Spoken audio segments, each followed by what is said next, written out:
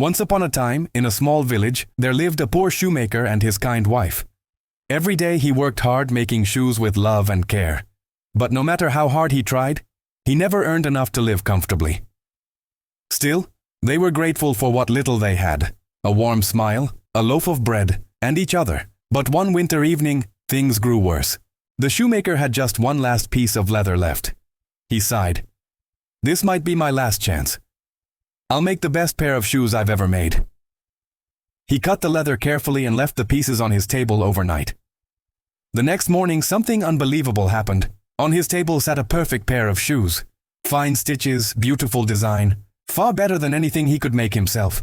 Amazed, he sold them quickly and bought more leather. Again, he cut the pieces and left them overnight. And again, new, perfect shoes appeared by morning. Each night, it happened again. Boots, sandals, slippers, all beautifully made. Soon, the shoemaker became the most admired craftsman in the village.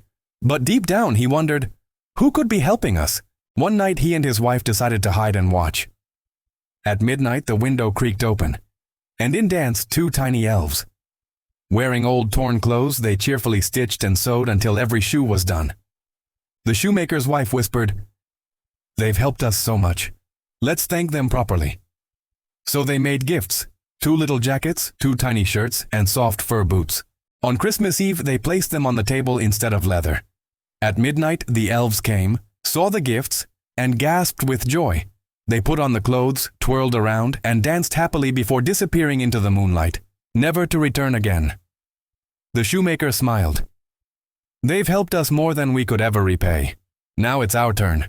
From that day on, he made the most beautiful shoes himself, full of care, gratitude, and love. And he and his wife lived happily ever after, always thankful for the kindness of the little elves who changed their lives.